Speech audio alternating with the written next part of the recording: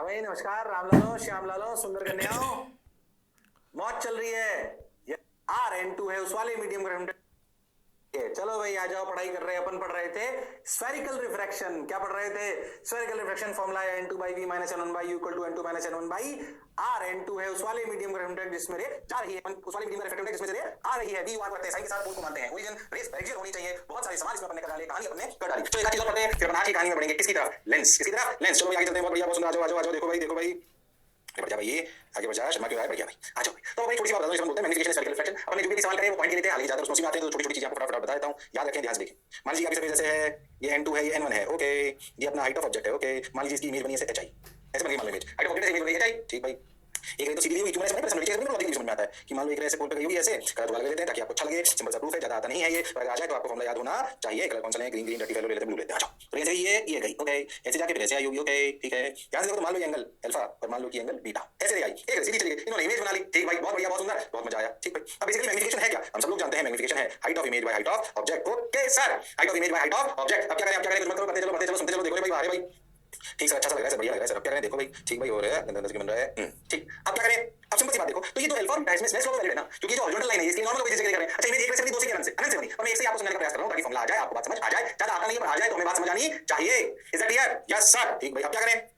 Magnification is HI by H0, ठीक भाई, ठीक भाई, ठीक भाई। अब देखो, एक तो इक्वेशन जो है N1 sin alpha equal to N2 sin beta. अच्छा, हम जो भी पढ़ते हैं वो सब पैरेलल है, मतलब अल्फा और बीटा स्मॉल। अगर स्मॉल है तो क्या N1 sin alpha is approximately tan alpha is approximately N2 tan beta. बिल्कुल सही बात है सर, बिल्कुल सही बोल रहे हो सर। क्या sin alpha is approximately alpha tan alpha और approximately alpha when alpha is small. हम सारी बात कर रहे हैं पैरेलल की, बात बिल्कुल सही है सर आपकी। Equal to N2 tan beta, okay sir, got your point, ठीक सर। अच्छा, जो पोल से ऑब्जेक्ट की दूरी होती है उस दूरी को मान लिया गया u, इस दूरी को मान लिया गया v। अभी सिर्फ मैग्नीट्यूड रख रहे हैं, बाद में sin लाइन के बारे में सोच लेंगे। आइए, tan अल्फा की वैल्यू कितनी? tan अल्फा की पहले ट्रायंगल से देखो, second alpha is H0 by u, okay.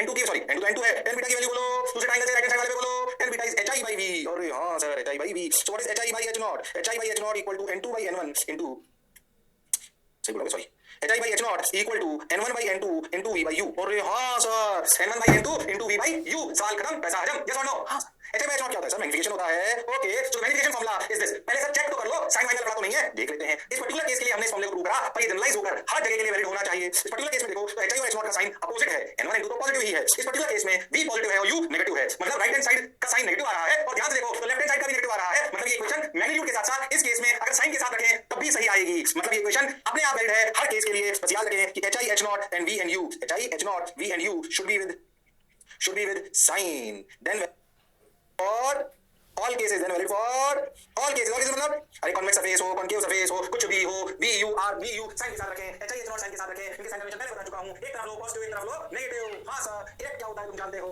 Inverted क्या होता है तुम जानते हो? अरे यस और no? Yes sir, got your point sir, बात समझ आई सर? ओके, ये है। इसमें मैं सवाल नहीं कराने वाला, एक सवाल होमवर्क के देता हूं जिसका आंसर मैं नहीं बताऊंगा, ध्यान से समझो। एग्जांपल होमवर्क सब लोग करेंगे, सही करेंगे, कॉन्फिडेंस रखेंगे कि हमने सही करा है। देखो, रेडियस ले लो 10 सेंटीमीटर, ऑब्जेक्ट ले लो 2 सेंटीमीटर का, 30 सेंटीमीटर की दूरी पर आपको बताना है इमेज कहां बनेगी। v निकालोगे N2 by V minus N1 by U equal to N2 minus N1 by R। अरे बोलो यार, हाँ सर, आंसर आ गया सर, बहुत सुंदर सर, जोरदार सर। फिर इसके लिए फील चाहिए, आपको फिजिक्स में फील आनी चाहिए, इसमें कोई शक वाली बात नहीं है, ओके सर। और क्या पॉइंट कर लोगे? नहीं कर पाओगे सवाल, फॉर्मूला लगाना HI by H0 equal to N1 by N2 into V by U, तो HI आ जाएगा। अरे हाँ सर, कर सकते हैं क्या? मास्टर नहीं बताएगा, बिल्कुल नहीं बताएगा, शर्मा ये कर सकते हैं, कर सकते हैं। अरे बोलो yes sir, yes sir, got your answer sir, मजा आया सर, चलो भाई, बहुत बढ़िया, ठीक है सर, ठीक है सर, समझ आ गया सर, अच्छा लग रहा है सर, ओके सर। अब देखो, ठीक है, मैं आपको एक और चीज बताता हूँ बिफोर स्टार्टिंग। इसमें एक और छोटी चीज बताता हूँ, एक एग्जांपल लेता हूँ, समझ आएगा। ये समझो, मान लो कि मैं से बोलूँ कि ऐसे सरफेस है, ठीक, और ऐसे N2 और ऐसे N1 है, बस इतना दिया हुआ, ठीक है, इतना दिया, ठीक है। अच्छा, ऑब्जेक्ट यहाँ कहीं है, ठीक है, ओके, और ये रेडियस R है, ठीक है। आपको बोला जाए कि इमेज, आपको मतलब 4 ऑप्शन दिए जाए, मैं एक सवाल बनाता हूँ। अगर N2 बड़ा है N1 से, एक सवाल के रूप में बताता हूँ, अगर N2 बड़ा है N1 से, then image is always real, ठीक है। Second case, if N2 greater than N1 then image is always virtual, ठीक है। थर्ड, N1 अगर बड़ा है N2 से then image is always virtual। Fourth, अगर N1 बड़ा है N2 से then image is always real। 4 option दिए, आपको ट्रू फॉल्स करना है। 4 आप ऑप्शन नहीं, 4 स्टेटमेंट दिए, ट्रू फॉल्स करना है फॉर सिचुएशन। ऑब्जेक्ट इधर है, देखो ध्यान से। ओ मैं सवाल से ये भी बताऊं, इतने सारे वैरायटी के सवाल बन सकते हैं, तो बताओ ऐसे ऑब्जेक्ट का ये situation in first second third fourth, true false बनना है, बोलो ट्रू फॉल्स। एक बार बता, याद करो कि अगर V पॉजिटिव हो तो भैया रियल इमेज, और V नेगेटिव हो तो वर्चुअल इमेज। ऐसा स्फेरिकल सरफेस रिफ्लेक्शन में होता है, ये मिरर के उल्टा होता है। अरे हाँ ना, तो बोलो, अरे सोच लो। हाँ सर, बात तो सर आप सही कह रहे हो, बताओ इन चारों में से कौन ट्रू कौन फॉल्स? समय दिया जा रहा है आपको 40 seconds. Your time starts now. करके बताओ। चलो भाई। अरे हाँ हाँ, अरे कर सकते हो तुम लोग। वो हुनर, वो काबिलियत, वो इंसानियत तुम में है। अरे बोलो भाई, बोलो भाई। अरे सोच लो। हाँ हाँ, चलो मेरे मत दो, सवाल करो। मेरे लाल, मेरे पीले, मेरे नीले। अब लोग कभी मेहनत नहीं करते, मैं दुख होता है। चलो चलो संघर्ष करो भाई। आ जाओ भाई, आ जाओ भाई, आ जाओ। अरे हाँ हाँ, अरे बोलो बोलो, अरे बोलो भाई। नहीं आया, नहीं आया। चलो करो। ऐसे सवालों क्या करते हैं कि मान लीजिए आपको ऑब्जेक्ट देखा, रियल ऑब्जेक्ट है, रियल ऑब्जेक्ट। तो u की वैल्यू कितनी होगी? -x। बिल्कुल सही सर, u की वैल्यू -x है। सही बोला आपने। u की वैल्यू -x b पे कमेंट कर लेते हैं। n2 अपना n2 है, तो n2 by v minus y n1 by -x यानी कि x। n2 minus n1 by r। r तो अपना प्लस r है। बोलो क्यों? क्योंकि रे जो आपकी निकलेंगी वैसे निकलेंगी, ऐसे निकलेगी तो पॉजिटिव होगा। ओके सर, तो भैया r तो अपना प्लस r है, ठीक है। x और r को साइन के साथ रख दिया, v अपने आप साइन के साथ आएगा, तो आया n2 by v equal to n2 minus n1 by r minus n1 by x। क्या बात क्लियर है? यहाँ पर अब r को पहले से साइन के साथ रख चुके हैं, x को भी हम साइन के साथ रख चुके हैं। मतलब r और x नेगेटिव है और n2 और n1 भी नेगेटिव है। मतलब r और x जो भी दिखाई दे रहा है वो पॉजिटिव ही चीज है और n2 और n1 भी पॉजिटिव ही चीज है। मतलब उनमें कोई साइन करना नहीं। अब v के साइन पे सोचो, सोचो कि अगर n2 बड़ा हो n1 से तो first term positive and second negative. अब पॉजिटिव में से नेगेटिव हटाओ तो पॉजिटिव आएगा कि नेगेटिव आएगा? इस पहली टर्म में से नेगेटिव हटाओ, पहली टर्म पॉजिटिव है, पॉजिटिव में से नेगेटिव हटाओ तो पॉजिटिव आएगा कि नेगेटिव आएगा? सर कुछ भी आ सकता है, पॉजिटिव भी आ सकता है और नेगेटिव भी आ सकता है। यानी कि जब n2 बड़ा हो n1 से तो v पॉजिटिव भी आ सकता है और नेगेटिव भी आ सकता है। यानी कि जब n2 बड़ा हो n1 से तो इमेज रियल भी बन सकती है और वर्चुअल भी बन सकती है। तो ऑलवेज लगाना गलत है। तो जब n2 बड़ा है n1 से तो ये भी फॉल्स, ये भी फॉल्स। ऑलवेज नहीं बोल सकते, ऑलवेज नहीं बोल सकते। क्यों भैया? n2 बड़ा है किससे? n1 से। और n2 किससे बड़ा है? n1 से। तो भैया n2 n1 से बड़ा है तो n2 minus n1 by r positive quantity है और n1 by x भी पॉजिटिव क्वांटिटी। पर इन दोनों को माइनस कर रहे हो तो ऐसा प्लस भी आ सकता है, माइनस भी आ सकता है, तो एक्स डिपेंड करता है। अरे यस और नो? हाँ, यानी कि हमेशा रियल बने कि वर्चुअल बने कोई गारंटी नहीं है। अरे हाँ, ऐसे सवाल आ जाते हैं कई बार। ओके, अब देख, अगर n1 बड़ा है n2 से तो फर्स्ट टर्म नेगेटिव और सेकंड तो नेगेटिव है ही। नेगेटिव में नेगेटिव जोड़ो तो नेगेटिव। और हाँ, ऑलवेज नेगेटिव। और हाँ सर, अगर n1 बड़ा हो n2 से तो भाई तय हो गया कि v हमेशा नेगेटिव आएगा और v अगर हमेशा नेगेटिव आएगा तो वर्चुअल इमेज। अगर n1 बड़ा है n2 से तो थर्ड स्टेटमेंट ट्रू है, फोर्थ फॉल्स है।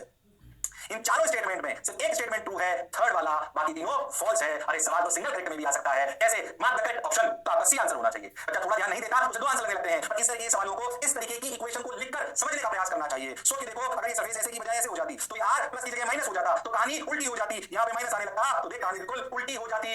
अरे हाँ, अच्छा सोच, मैंने रियल ऑब्जेक्ट के लिए कहानी करी है, सोच वर्चुअल ऑब्जेक्ट के लिए अगर होता तो u प्लस x हो जाता। तो कहानी के कई रूप हो सकते हैं। मैंने एक रूप से आपको रूबरू कराया है ताकि आपका जीवन उज्जवल हो। अरे हाँ सर, बात तो आपकी बिल्कुल सही है, जोरदार है, मजेदार है। बोलिए, अरे सोच लो।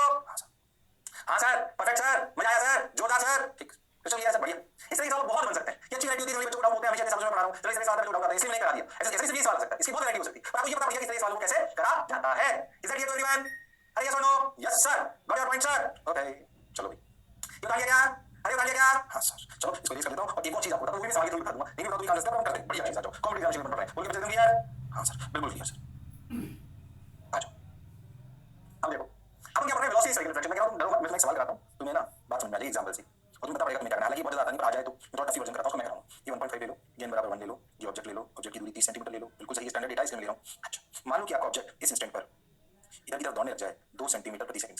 मैं तो कह रहा हूं ये सरफेस किसी कार पे रखी थी जो भी दौड़ने लग गई, कुछ तो ऐसा हुआ। मान लेते हैं 1 सेंटीमीटर, को सवाल याद नहीं हुई, मैं आपको मन से बता रहा हूं ताकि आपको फील आ जाए। 1 सेंटीमीटर पर सेकंड। ओके सर, अब आपसे पूछा जाए इस सवाल में find velocity of image.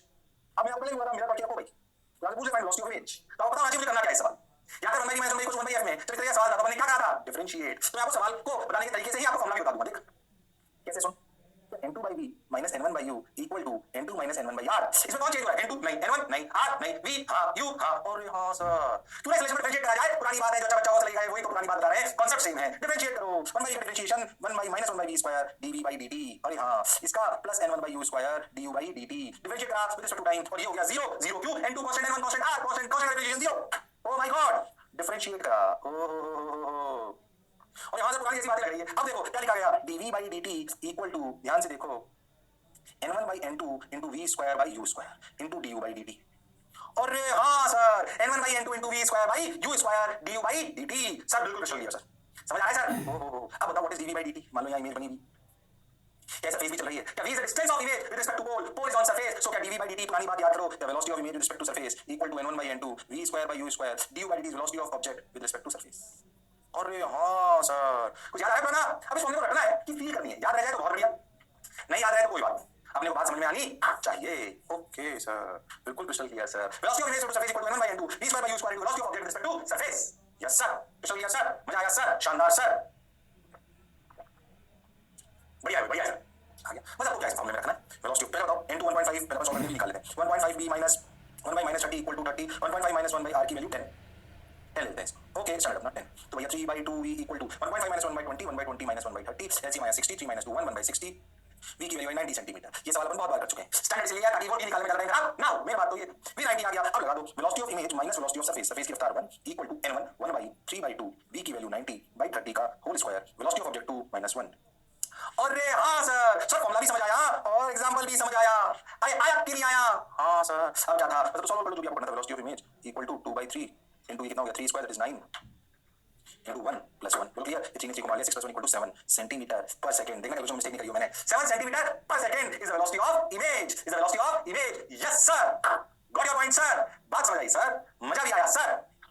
Clear clear sir, बिल्कुल बढ़िया सर, सोच लिया सर। अब क्या करें सर? चलो भाई चलो भाई चलो भाई हो गया। अब वेलोसिटी पढ़ना आता नहीं है पर आ जाए तो हमें फील आती है। सोच सब पढ़ा ला पीएचडी करती है स्फेरिकल भी वेलोसिटी पढ़ डाली, मैग्नीफिकेशन पढ़ लिया अपन ने कैसे n2 n1 बड़े छोटे हो तो क्या बनेगा रियल बच्चों वो बनने आज और पढ़ लिया। ये चीजें नहीं पता तो भी काम देता कई बार, बट अपन कॉम्पिटिशन के लिए पढ़ रहे हैं, अब अच्छी चीजें पढ़ेंगे सब टच करेंगे एक बार। हाँ सर, बात तो सर आपकी सही है, बिल्कुल सर, जबरदस्त जोरदार शानदार, बोल क्लियर। हाँ सर, बस तो आगे बढ़ जाओ। अब अपनी कहानी आखिरी पड़ाव की तरफ ज्योमेट्री लॉ की, वो है आखिरी में क्या लेंसेज। और मैंने बोला था लेंसेज के लिए आपको स्फेरिकल मिरर की कहानी याद होनी चाहिए, वो काफी हद तक उसी सिमिलर वे में चलेगी। ओके आ जाओ भाई, तो अपनी कहानी में लेंसेज, भाई ये सब लेंसेज है अपने जैसे चश्मा पहनते हैं सब लेंसेज हैं, कैमरे के आगे लगा होता है वो लेंस है। लेंस के बिना हमारा जीवन अधूरा है। और लेंस में देखो तो अगर आप देखो ऐसे तो कोई भी लाइट चश्मे पे गिरी इधर से तो एक बार पहली सरफेस रिफ्लेक्ट हुई फिर दूसरे से हुई। जो भी बच्चे चश्मा लगाते हैं वो देखिए ध्यान से, आपके चश्मे का जो आपका चश्मा होता है, जो आपके ग्लासेस होते हैं थोड़े कर्व्ड होते हैं, मतलब वो स्फेरिकल रिफ्लेक्शन है। और यहाँ एक बार सोचो इधर पहली सरफेस फिर दूसरे पे गिरी, दोनों कर्व्ड है। अरे चश्मे में अलग हो सकता है, किसी का अंदर बाहर थोड़ा अलग। और हाँ अच्छा देखो, अपने जो चश्मे के ग्लासेस होते हैं बहुत मोटे नहीं होते, थिन से होते हैं ऑलमोस्ट, ठीक है। तो जो प्रैक्टिकल लेंसेज यूज करते हैं उसमें अगर बहुत ध्यान से देखें तो लाइट जब गुजरती है तो दो बार स्फेरिकल रिफ्लेक्शन होता है। सर दो बार स्फेरिकल रिफ्लेक्शन का सवाल तो मुझे आता है, आपने सिखाया है, हाँ इसीलिए तो स्फेरिकल रिफ्लेक्शन के बाद लेंसेज पढ़ा रहे हैं। और ये हमारे जीवन में आने वाली यूज बहुत महत्वपूर्ण चीज है, इसलिए इसको बहुत डिटेल में पढ़ा जाता है। और ये ऐसी कोई नई चीज नहीं है, it is basically multiple spherical reflection and for a special case we will derive a formula that is known, that will be known as lens makers formula. पहले अपन लेंसेज पढ़ते हैं। लेंसेज किस प्रकार के होते हैं, क्या होते हैं, ध्यान से समझें। आप ऐसा समझो, लेंस अगर हम बहुत सिंपल सी बात करें तो लेंस का मतलब दो बार रिफ्लेक्शन हो रहा है। ऐसी चीज में दो बार रिफ्लेक्शन हो रहा है, लाइट आ रही है तो हाँ, तो दो बार रिफ्लेक्शन तो स्लैब में भी होता था। और हाँ तो आप ऐसा समझो, अगर मैं बहुत बेसिक डेफिनेशन दूं, दो बार रिफ्रैक्शन कम से कम एक स्फेरिकल। अच्छा भाई दोनों प्लेन अगर हो जाए तब तो स्लैब या प्रिज्म मिल जाता था। और हाँ तो दो बार रिफ्रैक्शन हो कम से कम एक बार स्फेरिकल हो, दोनों बार स्फेरिकल हो तब भी चलेगा। अच्छा ऐसे कॉम्बिनेशन वो जो हम लेंसेज पढ़ेंगे उनमें हमारे लेंस वो 3D होंगे, उनकी फॉर्मूला भी अपन डिराइव करेंगे। पहले समझे लेंस मुझे नहीं, अपने लिए ये कांसेप्ट है, अपने लिए क्या है लेंस कांसेप्ट जो तब लगाते हैं जब दो बार रिफ्रैक्शन हो और उसमें से कम एक बार स्फेरिकल हो। दोनों स्फेरिकल हो भी लेंस, अब स्फेरिकल कॉन्वेक्स कॉन्केव तो कई कॉम्बिनेशन हो सकते हैं। अरे हाँ सर, अब देखो उनके नाम कैसे देते हैं, देखो इसे बोलते हैं कॉन्वेक्स लेंस। समझे, अगर हम इधर से देखें तो क्या कॉन्वेक्स सरफेस नजर आ रही है, इधर से देखें तब भी क्या कॉन्वेक्स आ रही है। और हाँ इसको ऐसे बोला जाता है, ध्यान से समझो, इधर से देखो लेफ्ट से तो कॉन्वेक्स, तो कॉन्वेक्सो कॉन्वेक्स लेंस ऐसे भी बोलते हैं, और बाई कॉन्वेक्स लेंस ऐसे भी बोलते हैं, और बहुत शॉर्ट फॉर्म कॉन्वेक्स लेंस बोलते हैं। कॉन्वेक्स लेंस मतलब दोनों तरफ कॉन्वेक्स, ऐसा बोला है, पर रियल नाम ऐसे लिख सकते हैं कॉन्वेक्सो कॉन्वेक्स लेंस या फिर by convex lens, by convex दोनों तरफ कॉन्वेक्स। ओहो ये मैं रटा नहीं, नामकरण है भाई, नामकरण कर लो। जैसे आपको हो सकता है आता हो नहीं आता हो, अभी सीखते चलो, आगे बढ़ते चलो, मास्टर की बात सुनते चलो। ठीक भाई अपनी बात समझ, ये भी बाई कॉन्वेक्स हो रही है। हां तो ये क्या था कॉन्वेक्स बाई कॉन्वेक्स, बेसिकली मैं अंदर इतना लाया गया। आप ऐसे एक बात समझो, ये थोड़ा मोटा लेंस है। ये कैसा लेंस है, मोटा। अरे हाँ, और ये कौन सा लेंस है, थिन लेंस। जनरली हम ये ही पढ़ते हैं, कंफ्यूज मत होना। तो एक ही तरीके से है, पर कभी मोटा लेंस भी आ जाए तब भी अपन उसे वही बोल सकते हैं, कोई गलत बात नहीं बोलेंगे उसको। लेंस ही कहलाएगा। अगर मोटा आ जाए सरफेस तो वैसे वैसे दिख जाए, कोई बोला लेंस बोलूंगा, बोल सकते हो बिल्कुल। ये सवाल आप कर चुके हो, कर चुके नहीं कर चुके, कोई सवाल लेंस बोलूंगा बिल्कुल बोल सकता है, कोई गलती नहीं है उसमें। ठीक, और जनरली हम ऐसी चीजों की बात करते हैं जो थिन होते हैं, उन्हीं के लिए हम फॉर्मूला निकालते हैं, क्योंकि 95% टाइम हमारे वही आते हैं। ठीक भाई, कॉन्वेक्स समझ आ गया। ये क्या है भाई, पतले की बात करेंगे आप जब बाई कॉन्केव लेंस। कौन सा लेंस, बाई कॉन्केव, इसको ऐसे भी बोल सकते हैं concavo convex, sorry concavo concave lens. इधर से देखो कॉन्केव, इधर से भी देखो कॉन्केव, कॉन्केवो कॉन्केव लेंस और कॉन्केव लेंस, सिर्फ शॉर्ट फॉर्म ऐसे भी बोल सकते हैं। बोलो यार, अरे सोच लो। और ऐसे इसे क्या बोलेंगे, एक तरफ से प्लेन एक तरफ से कॉन्वेक्स, तो क्या बोला, प्लेनो कॉन्वेक्स लेंस। कई बच्चे कंफ्यूज, सर पहले अगर मैं ऐसे बना देता सर तो क्या कॉन्वेक्सो प्लेनो लेंस बोलते, ऐसा कोई जरूरी नहीं है, क्योंकि आप लेंस को चाहे ऐसे हो, नाम तो ऐसे एक ही होगा। तो आप प्लेनो कॉन्वेक्स बोल दो या कॉन्वेक्सो प्लेन बोल दो, एक ही बात है, उसमें घबराने की और शर्माने की जरूरत नहीं है। क्यों मैं ऐसा करने में फर्क नहीं ला रहा, ये आपको आज के लेक्चर में समय के साथ पता पड़ जाएगा। अभी नामकरण सीख लो। ओके सर, और देखो लो भाई, एक तरफ प्लेन एक तरफ कॉन्केव, क्या कहलाया, plano concave lens, plano concave lens. और देख और क्या रेट दोनों कॉन्वेक्स दोनों कॉन्केव, एक प्लेन का कॉन्केव, कॉम्बिनेशन देखो भाई। ओहो देखो, इधर से देखो तो कॉन्केव, इधर से देखो तो कॉन्वेक्स, तो बोला गया कॉन्केवो कॉन्वेक्स लेंस। इसे आप ऐसे भी बोल सकते हो, और कॉन्वेक्सो कॉन्केव लेंस। घबराना नहीं है, शर्माना नहीं है। तो लेंस क्या है भैया, दो मल्टीपल रिफ्लेक्शन हो, कम से कम एक स्फेरिकल हो, उसे लेंस कहते हैं। उनके नाम ऐसे होते हैं, जनरली हम ट्विन को ही पढ़ते हैं। मोटा भी आ जाए तब भी हम उसे लेंस बोल सकते हैं, और मोटा आने के सवाल को हम स्फेरिकल में पहले ही कर चुके हैं। फिर हमारे जीवन का बहुत अमूल्य सत्य है, इसलिए उसको डिटेल में पढ़ना आवश्यक है। ओके, अभी आपने भी सुना होगा कन्वर्जिंग, डाइवर्जिंग, वो भी आएंगे, डेफिनेशंस हैं, आपको समझनी पड़ेगी, पढ़नी पड़ेगी, फील करनी पड़ेगी। बताओ जो बोला क्षमता। हां सर, हां सर, समझ आ रहा है सर, बहुत बढ़िया सर। उतार लो इसे कुछ, उतार लो इसे फटाफट, उतार लो, शर्मा मत। नामकरण आपको याद होना चाहिए, घबराने की, शर्माने की आवश्यकता नहीं है। वाह सर, वाह, बहुत बढ़िया सर, आनंद आ गया सर। चलो, अब कॉन्वेक्स लेंस आपको समझ आ रहा है, कॉन्केव लेंस आपको समझ आ रहा है। हाँ सर, क्रिस्टल क्लियर है। अब देखो कुछ बात समझ आती है।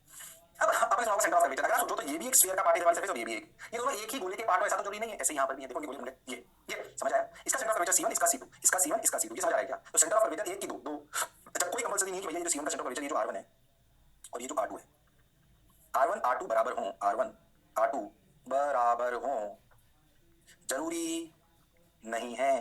अरे हाँ सर, R1 R2 बराबर हो ऐसी कोई जरूरी नहीं है। सोच के देख, अगर प्लेनो कॉन्वेक्स लेंस होगा ऐसे सोच, अरे हाँ तो एक ही गोला होगा, उसमें बात करना मतलब जो मैं बोला चमका। हाँ सर, हाँ सर, अच्छा अब सेंटर ऑफ कर्वेचर समझिए, ये बात क्लियर है। अब इन दोनों सेंटर ऑफ कर्वेचर को जो ज्वाइन करती है ना लाइन, ऐसे दोनों सेंटर ऑफ कर्वेचर क्या करती है लाइन ज्वाइन, ऐसे ये इसे कहते हैं, क्या कहते हैं इसे? इसे कहते हैं प्रिंसिपल एक्सिस या ऑप्टिकल एक्सिस।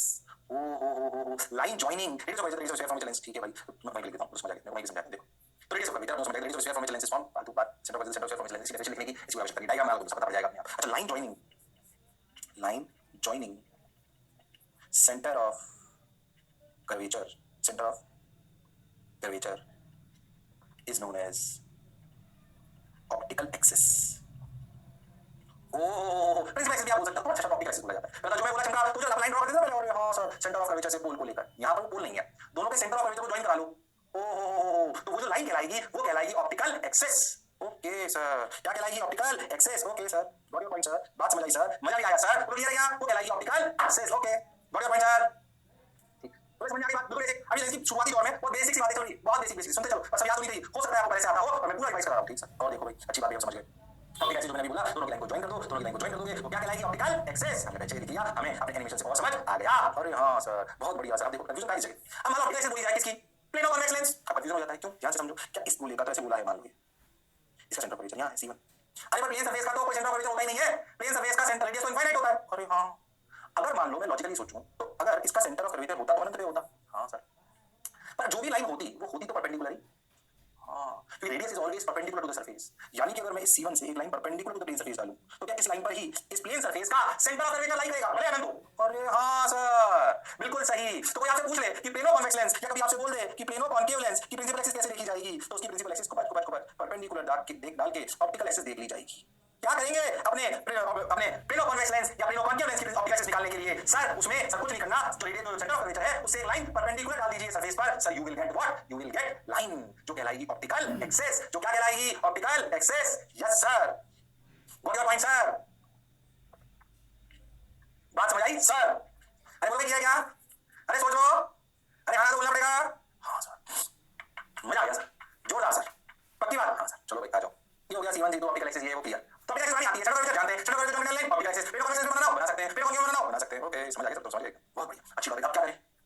अच्छा, अब हम क्या करें कि हम तो लेंस पढ़ते हैं जो हमारी नॉर्मल आंखों के चश्मे हैं, है ना? चश्मा बनाने में बड़ी मजा है, चश्मे को आप ऐसे ही समझ लो, चश्मा बनाने के लिए नंबर आता है, बहुत सारी बातें बताएंगे आगे सुने। जो चश्मा हम पहनते हैं उसका लेंस होता है, वो थिन होता है, तो thickness of lens is smallest compared to other dimensions like distance of object and image. हम ये मान रहे हैं कि जो भी हम पढ़ेंगे वो थिन लेंसेज होंगे, मतलब ये जो टी थिकनेस होगी, ये जो टी थिकनेस होगी, कौन सी थिकनेस? ये टी थिकनेस, ये टी, ये इन यू, और यू और वी क्या होता है भाई? ऑब्जेक्ट और इमेज की दूरी हम पहले से जानते हैं, t is less than v और t is less than u, इनसे काफी छोटी होगी, नेग्लिजिबल, तो हम थिन लेंसेज करेंगे। ओ slices bounded by two circular surfaces, these bounding surfaces can be convex, concave और प्लेन। ये हम पढ़ने वाले हैं, ये हम पढ़ने वाले हैं। क्या मास्टर की बात क्लियर हो रही है? हाँ सर, क्लियर हो रही है, समझ भी आ रही है, क्लियर?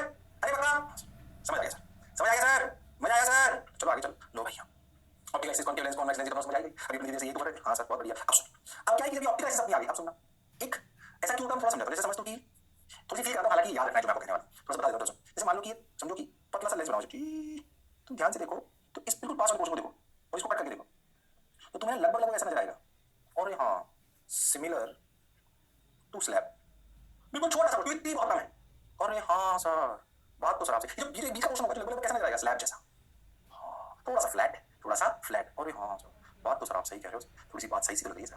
अब हालांकि याद रखना है, अब होता क्या है कि जैसे समझो कोई स्लैब है, उसमें कोई ये तो याद करो कि वो ऐसे गिर के ऐसे जाती है पैरेलल, और उसमें एक शिफ्ट आ जाती है टी शिफ्ट, और हाँ ऐसा होता है सर, पर जो एक गिरती है वो निकलती पैरेलल है अगर अप्रोक्सीमेटली स्लैब ले तो। अब सोचो कि if T is negligible then S is tending to zero. याद करो स्लैब में T sec R sine I minus R, अगर टी ही नेग्लिजिबल है, ऐसा समझो बी का पोर्शन लेंस का है वो थोड़ा स्लैब जैसा है, थोड़ा एक्चुअली बताऊंगा आपको, फील करो तो जो स्लैब जैसा है उससे अगर कोई गुजरे और स्लैब की तरह बिहेव करे तो shift I T sec R sine I minus R, पर टी तो नेग्लिजिबल है तो टेंडिंग टू जीरो। अरे हां, तो एक पर्टिकुलर पॉइंट ऑप्टिकल एक्सिस पर ऐसा होता है जहां से अगर रे पास करे तो अनडेविएटेड जाती है। कैसे जाती है? अनडेविएटेड। जिस एक पॉइंट ऐसा होता है जहां से अगर पेरिजियल रे पास करे, क्या पास करे? पेरिजियल रे, तो अनडेविएटेड जाती है, उस जगह को कहते हैं ऑप्टिकल सेंटर। ऐसा होता है प्रैक्टिकली कि there is one point on the optical axis from where if paraxial rays passes it goes undeviated. ऐसा क्यों होता है इसको लॉजिक में समझाने का प्रयास आपको करा, हालांकि आपको समझाना नहीं घुसना, आपको ध्यान रखना है कि there is a point on the optical axis from where if paraxial rays passes then there is no deviation. ऐसा यहां भी होता है, and this point is known as optical centre. इस ऑप्टिकल सेंटर को ही हम पोल मानते हैं लेंस के केस में। क्या मानते हैं? Pole. O centre point of lens through which ray of light passes through any deviation without any deviation. अरे हां सर, बात तो समझ आई सर, अच्छा भी लगा सर। देखो हमने क्या एक्सपेरिमेंट की बात को जाना, उसका लॉजिक भी हमने समझने का प्रयास करा, पर हम तो याद रखें कि ऑप्टिकल एक्सिस पर centre point of lens through which रे, ऐसा पॉइंट जो ऑप्टिकल एक्सिस पर जहां से पास करने पर जो आपकी रे है वो अनडेविएटेड जाती है। कैसे जाती है? अनडेविएटेड, तो उस जगह को कहते हैं ऑप्टिकल सेंटर। अरे क्या कहते हैं? Optical centre. Yes sir, not your point sir, बात समझ आई सर। अब क्या करें सर? चलो भाई आ जाओ, बहुत बढ़िया, शानदार, मजेदार। यस बोलिए। अच्छा ऐसे अपन लेंस को देखें, लेंस देखे भी वैसे देखे वो ऐसे करने कभी तुमने ऐसा करा होगा कि सूरज की रोशनी से अपन उसको मैचस्टिक को जला लेते हैं, कभी ऐसा एक ही जगह फोकस करते हो, लेंस ही हो सब। ये तो कई शेप क्या लगे लेंस, बाकी अगर ध्यान से पहले गोल वाला चश्मा होता है, उसका अपना भी रेडियस होता है। अरे हां होता है, सिंपल लेंस ऐसा होता है अगर इसको देखो तो।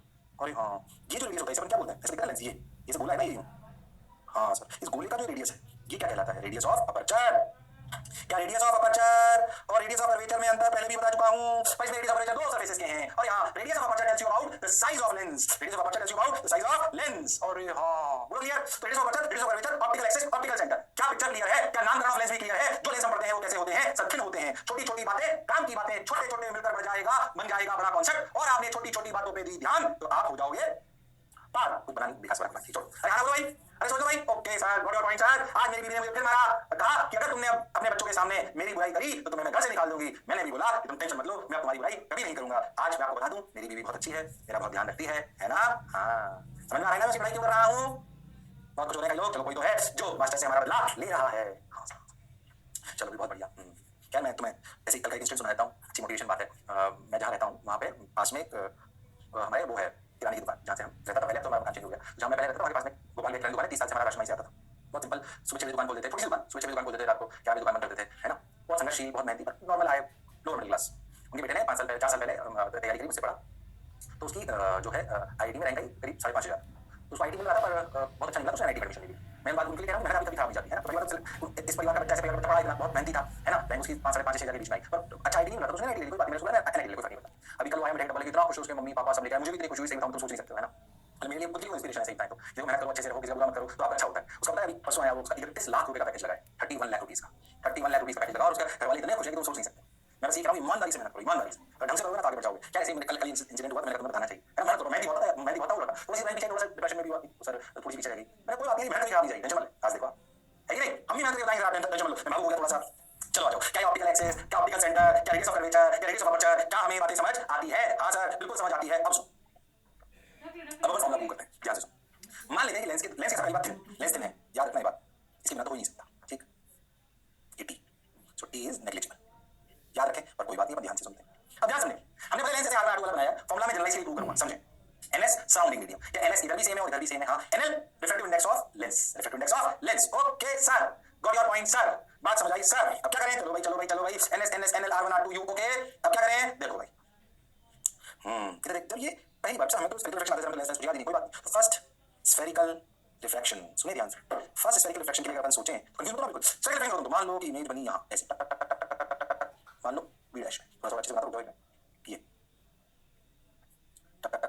ये यहाँ मान लो इस वाली सरफेस से इमेज बनी वी डैश में, ठीक? ओके ठीक सर, कोई साइन नहीं रख रहा हूं, क्यों रहा हूं? क्योंकि जनरलाइज करना है, R1 ऐसे की बजाय ऐसे भी हो सकता है, हां तो जनरलाइज हिसाब से करो, साइन नहीं रख रहा हूं। अच्छा फर्स्ट स्फेरिकल रिफ्रैक्शन ये N2 क्या है सर? NL, V क्या है? V डैश, n1 क्या है सर ns, n क्या है सॉरी u क्या है u, बिना साइन दिया तो जनरलाइज कर रहा हूं n2 nl minus ns by r1 फिर क्या r को साइन r को साइन दिया क्यों जनरलाइज करना है, सब केस क्लियर होना चाहिए। ये तो मैं बाई कॉन्वेक्स में है, चाहे बाई कॉन्वेक्स हो, बाई कॉन्वेक्स हो, कॉन्वेक्स हो, किसी भी टाइप का लेंस हो, हमारा फार्मूला काम करना चाहिए, इसलिए ऐसी बातें कर रहे हैं। Okay sir, so nl by v dash minus ns by u equal to nl minus ns by r1। ठीक, पहली इक्वेशन आ गई। अब सेकंड रिफ्लेक्शन देखो, सेकंड रिफ्लेक्शन सुने ध्यान से देखो, सेकंड रिफ्लेक्शन के लिए देखो कि v dash अपना u हो गया है और मान लो कि फाइनल इमेज बनी यहाँ ये भी, आपको ऐसा लगेगा कि सर सेकंड सरफेस के लिए ध्यान से देखो तो u अपना जो है वो v डैश माइनस t है which is approximately v dash. Why? क्योंकि t इज नेग्लिजिबल। इसकी बात इसलिए बता रहा हूं कि जो फॉर्मूला निकालेंगे वो सिर्फ और सिर्फ तब वैलिड होगा जब थिन लेंस हो। मोटे लेंस में बेसिक से जाना पड़ेगा और हमारे 98-99% सवाल भैया थिन लेंस पे ही आते हैं, तो फॉर्मूला रखना हमारे लिए इंपॉर्टेंट हो जाता है। ओके, तो सेकंड रिफ्लेक्शन के लिए ध्यान से समझें n2 ns v finally v sign sign करें क्यों बन रहा है n1 जिसमें से आ रही है nl से, उसके लिए u v डैश ओ ध्यान से देखें ns minus nl by r2 फिर से बिना साइन के क्योंकि जनरलाइज करना है। और मैं हां सर 1 और 2 तो आ गया, इक्वेशन आ गई, ध्यान से देख हमें v डैश क्या लेने देना, तो तू ना अपन 1 + 2 कर ले, 1 + 2 करो तो देखो nl by v डैश कटता हुआ नजर आएगा, मेरी जरूरत नहीं करी। हां सब सही चल रहा है। तो ns by v minus ns by u equal to ध्यान से देखना, एक तरफ है nl minus ns और एक तरफ है ns minus nl। ओके, तो क्यों ना हम ऐसा करें कि nl minus ns को कॉमन ले लें तो अंदर बच जाएगा 1/r1 minus 1/r2। अरे हाँ सर सही लगा है सर, तूने ns को नीचे ले आए तो देखें 1/v minus 1/u equal to nl by ns minus 1 1/r1 minus 1/r2। अरे हाँ सर बात तो सर आपकी समझ आई sir, 1/v minus 1/u equal to सबसे इंपॉर्टेंट फॉर्मूला है, अभी लेंस मेकर से नहीं बोलते, उसी का पार्ट है, यही मेजर है, आप ऐसा समझे। तो 1/v minus 1/u equal to nl nl किसका लेंस का by ns minus 1 1/r1 minus 1/r2 1/r1 minus 1/r2। Is that clear to everyone? हाँ सर बात तो सर आपकी बिल्कुल सही है, जोरदार है, मजेदार है। 1/v minus 1/u nl by ns minus 1 1/r1 minus 1/r2। Got your point sir? Okay clear sir, समझ आ गया सर, अच्छा लग रहा है सर, अच्छा लग रहा है तो आगे बढ़ो। हो गया भाई हो गया nl by 1/v अभी इसको डाल दो, इसकी गाड़ी थोड़ी और समझ लो, समझ उतार लो इसको, उतार लो इसको, उतार लिया क्या? Okay okay got your point sir, बात समझ आई सर, ध्यान समझिए। राउंड करो, अरे उतार लिया क्या? हाँ सर, हाँ सर, चलो भाई उठा लिया क्या, उठा लिया क्या? ओके हाँ समझ आ गया सर, ये मैं प्रूव कर लिया सर, v डैश आ गया, ये आ गया, वो आ गया, मैं कहानी पूरी कर ली। और क्या है 1/v minus 1/u nl by ns minus 1 1/r1 minus 1/r2 क्या प्रूव कर लिया। अब ध्यान से सुनो, अब ध्यान से सुनो अच्छे से, अपन क्या कहने वाले देखो। अब हम क्या करें कि जो भी अपन ने फॉर्मूला प्रूव करा इंपॉर्टेंट पॉइंट्स देखो, क्या क्या सुन एक पहले मैं बोलता हूं लिखे हुए जाएंगे। इस ये फॉर्मूला कब वैलिड है सुनना, जब रेज कैसी हो पेरिजियल, अरे n2/v minus n1/u, अभी रेज पेरिजियल होनी चाहिए, दोनों तरफ मीडियम सेम होना चाहिए, लेंस थिन होना चाहिए, ऑप्टिकल सेंटर को ओरिजिन मान लें, जिधर जाए काम की रेज उधर पॉजिटिव लें, vu r1 r2 को रखें साइन के साथ। फिर से सुन इंपॉर्टेंट सुन, तब इस फॉर्मूले की वैल्यू है, मैं इसलिए फॉर्मूला तोड़ लेता है उसे याद नहीं होता, इसमें क्या क्या चीज है इंपॉर्टेंट क्या सुन, medium on both side should be same, बिल्कुल स्टार्टिंग एकदम इजी बताता हूं, ऑप्टिकल सेंटर ओरिजिन जिधर जाए काम की रेज उधर पॉजिटिव, vu r1 r2 रखना है साइन के साथ, लेंस थिन होना चाहिए, रेज पेरिजियल होनी चाहिए, मीडियम दोनों तरफ सेम होना चाहिए। इतनी बातों के साथ ये फॉर्मूला याद होगा तब आपको बात समझ आएगी। और हाँ देखो देखो सारी क्या मैंने वही बोले तो भैया उतार लो, ये स्लाइड याद होनी चाहिए, डायग्राम फॉर्मूला और इंपॉर्टेंट पॉइंट्स, डायग्राम फॉर्मूला और इंपॉर्टेंट पॉइंट्स ये आपको क्लैरिटी से समझ आने चाहिए। Yes sir, got your point sir, बात समझ आई सर, मजा भी आया सर, अब ये याद होना चाहिए, इसके पिछले स्लाइड में प्रूफ थी, ये याद होना चाहिए। हर बच्चे को फॉर्मूले याद होते हैं और उसे इंपॉर्टेंट पॉइंट याद नहीं होते, इंपॉर्टेंट पॉइंट के बिना फॉर्मूले का क्या फायदा, उसे अप्लाई नहीं कर पाओ तो फॉर्मूला कोई पूछेगा एग्जाम में आपसे, कोई आपसे तो उसकी एप्लीकेशन पूछेगा। हां सर बात तो ठीक है सर, सही कह रहे हो, पक्का सोच लो। Yes sir, got your point sir, चलो भाई हो गया हो गया। ओ अब सुन ध्यान से, अब क्या समझो कि किसी भी सिस्टम का फोकस क्या होता है, या फिर अपने फोकस मिरर में भी पढ़ा था, सुने ध्यान से। फोकस होता क्या है सर, फोकस होता है, ध्यान सुनना, फोकस क्या होता है सर, किधर parallel line paraxial line principal axis के पैरेलल लाइन, तो जहां वो मिले या मिलती हुई लगे उसे कहते हैं फोकस। और हां पॉइंट ब्रेक में याद करो, ये पैरेलल लाइन आपस में पैरेलल लाइन पेरिजियल भी आए, अच्छा एंगल ऑफ इंसिडेंस छोटे होने चाहिए, ओके, और प्रिंसिपल एक्सिस के भी पैरेलल लाइन, तो जहां वो मिलती है जैसे मिरर में वहां से आया r/2। और हां पर किसी भी सिस्टम के लिए फोकस की ये डेफिनेशन है कि उस सिस्टम पर रेज को पैरेलल गिराओ, पेरिजियल गिराओ और ऑप्टिकल एक्सिस के पैरेलल गिराओ, तो जहां वो मिले उसे कहते हैं focus.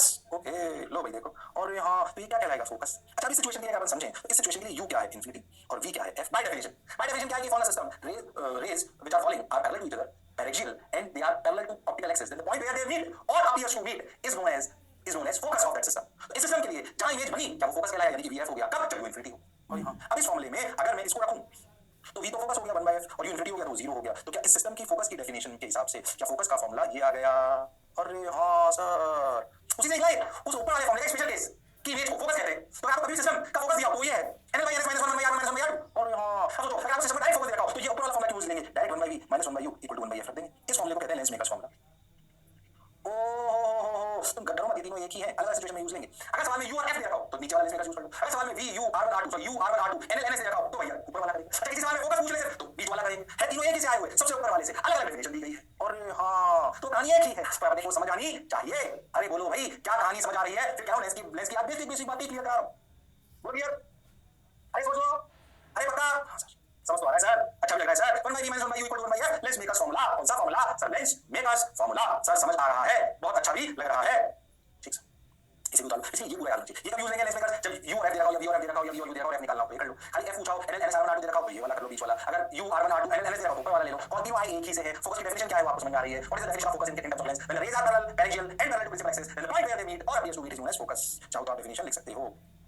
When rays are parallel to each other and parallel to optical axis and paraxial, then the point where they meet or appears to meet वाले कैसे भी आएंगे, और appears to meet is known as focus। और उसका formula ये रहा। क्या ये कहानी विद इंपॉर्टेंट पॉइंट्स बड़े मचाई पे से और किसी जिसको ओरिजिनल वाला जगह पॉसिबल होता है मतलब होना चाहिए, होना चाहिए। और हां सर v और r2 करते हैं साइन के साथ। इतनी बातें याद होगी तभी फॉर्मूले को आप अप्लाई कर पाओगे। बाकी आपको पुराना जो आपने सीखा है कैसे साइन करते हैं, क्या करते हो, ध्यान रखो तो सब हो जाएगा अपने आप। रिपीट टेलीकास्ट लगेगी आपको, लेंस में बहुत सवाल आते हैं। हां पर उसको अच्छे से करने के लिए आपको पीछे का पूरा ज्ञान होना चाहिए, इसमें कोई शक वाली बात नहीं है। ओके तो क्लियर? अरे सोच लो आ गया तो हमारा सब आ गया, बन गया, आ गया, 1 by v minus 1 by u आ गया। ओह एक सवाल करो, कैलकुलेट फोकल लेंथ सबसे पहले अब सवाल करना करेंगे फोकल लेंथ। इसमें फोकल लेंथ आ जाओ, ठीक। एक भाई मतलब कॉन्केव लेंस है, एक का 20 से एक का 10 है, 1.5 है, n2 है, n2 है। बोलो बोलो करो, 7 मीटर 2 है, फॉर्मूला करना आंसर ला सकते हो तुम लोग, आंसर ला सकते हो तुम लोग। ओहो अब दो तरीके का कंफ्यूजन है, पहली बात ध्यान से। कंफ्यूजन क्या, ध्यान से समझ। सर R1 कौन सा लूं, लेफ्ट वाला कि राइट वाला?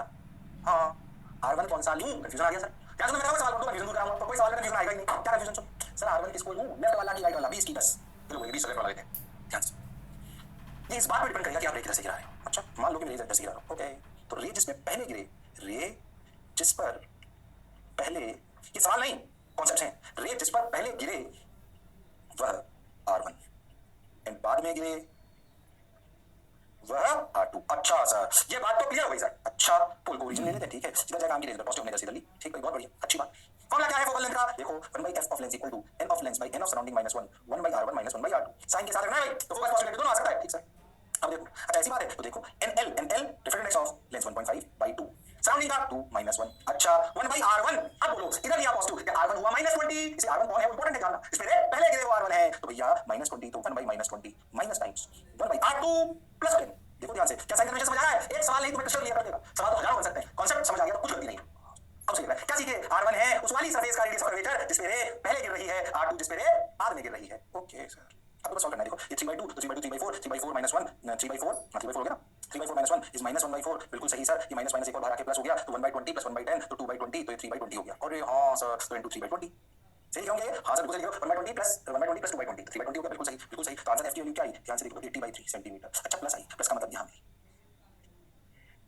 अरे हां तो फोकस की वैल्यू बिल्कुल सही आई। अरे हां सर बात तो सर आपकी सही है। तो इस सवाल को सॉल्व करने में तो सवाल सॉल्व करना और ये सीखा कि R1 है उस वाली सरफेस का रेडियस ऑफ कर्वेचर जिसमें रे पहले गिर रही है और R2 जिसमें रे बाद में गिर रही है।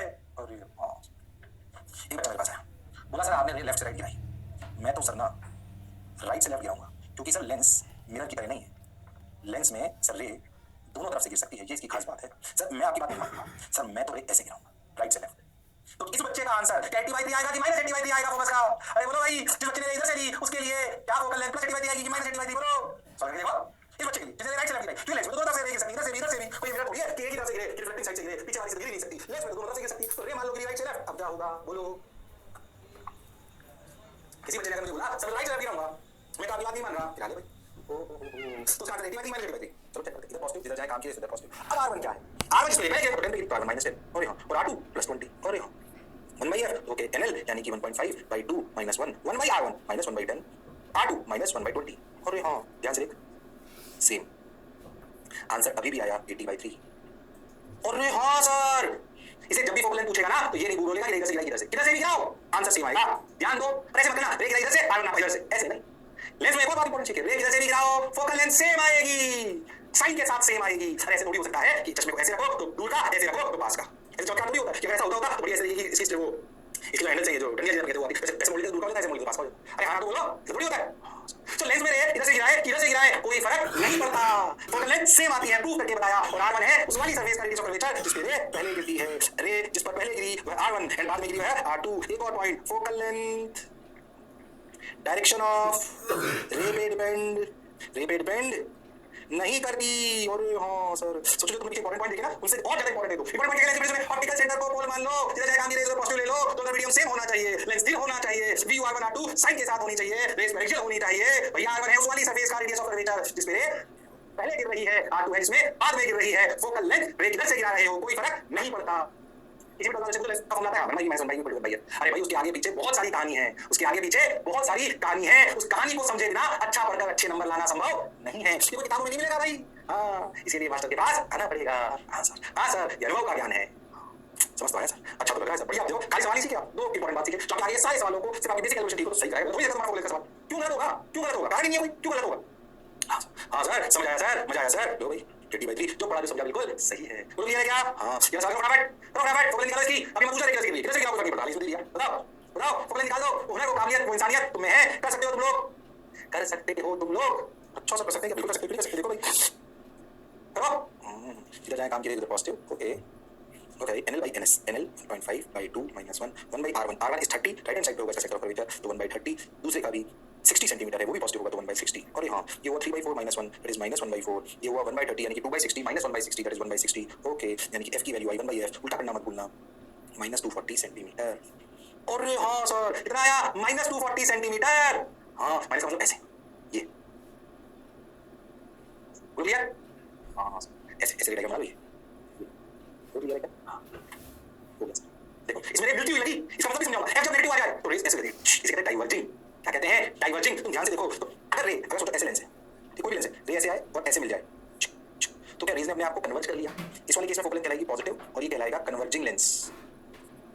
अगर फोकल लेंथ पॉजिटिव आ जाए तो कन्वर्जिंग लेंस, और ये ऐसा हो जाए तो क्या कहलाएगा, डाइवर्जिंग लेंस। डाइवर्ज कर दे तो कन्वर्जिंग डाइवर्जिंग समझ में आ गया, f ऐसा नेगेटिव। दो सवाल दो बेसिक कहानी, पहला सवाल फोकल लेंथ पॉजिटिव, दूसरा सवाल फोकल लेंथ नेगेटिव, कन्वर्जिंग और डाइवर्जिंग समझ गए। कन्वर्जिंग मतलब कन्वर्ज कर दे, डाइवर्ज मतलब दूर फैला दे। Okay sir got your point sir, बात समझ आई सर, बोलो चलिए सोच लो। Yes sir done sorted. Converging lens diverging lens, focal length positive focal length negative. Okay okay